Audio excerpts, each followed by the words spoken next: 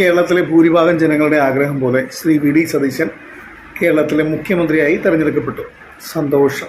ഇനി ഞാൻ പറയാൻ പോകുന്ന കാര്യം, കാരണം ഇത്രയും ദിവസം നമുക്ക് ജനഹിതം എന്നുള്ള രീതിയിൽ ഞാൻ വി ഡി സതീശൻ മുഖ്യമന്ത്രിയാകണം എന്ന രീതിയിലാണ് എൻ്റെ പല പോസ്റ്റുകളും അങ്ങനെ തന്നെയായിരുന്നു. സത്യത്തിൽ എൻ്റെ ആഗ്രഹം എന്നതിനേക്കാൾ ഉപരി ജനങ്ങളുടെ ഒരു മനസ്സ് മനസ്സിലാക്കിക്കൊണ്ടാണ് ഞാൻ അങ്ങനെ പറഞ്ഞിട്ടുള്ളത്.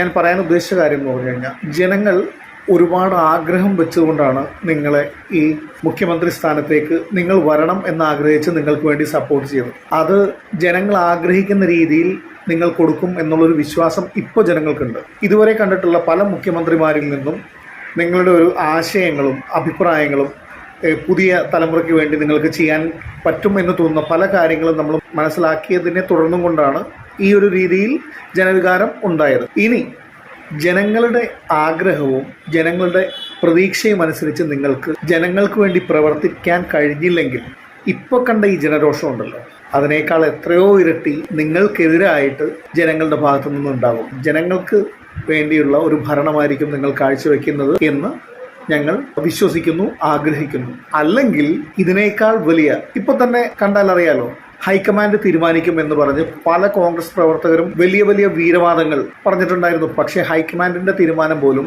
ഇപ്പോഴത്തെ തലമുറയുടെ, അതായത് ജനങ്ങളുടെ അഭിപ്രായവും ഭൂരിപക്ഷ അഭിപ്രായവും കണക്കിലെടുത്ത് തന്നെയാണ് ഇപ്പോൾ ശ്രീ വി ഡി സതീശൻ സാറിനെ മുഖ്യമന്ത്രിയായിട്ട് തീരുമാനിച്ചത്.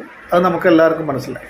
ഈ കണ്ട പ്രതിഷേധത്തെക്കാളും ജനങ്ങൾ മണ്ടന്മാരായി എന്നുള്ളൊരു തോന്നൽ ജനങ്ങൾക്ക് വന്നു കഴിഞ്ഞാൽ ഇതിൻ്റെ എത്രയോ ഇരട്ടി പ്രശ്നങ്ങൾ ജനങ്ങൾക്ക്, പാർട്ടിക്കാർക്കല്ല, ജനങ്ങൾക്ക് സൃഷ്ടിക്കാൻ കഴിയും.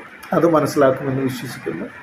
ശ്രീ വി ഡി സതീശൻ സാറിന് എല്ലാവിധ ഭാവുകങ്ങളും മുഖ്യമന്ത്രി സ്ഥാനത്തിന് നൽകുന്നു.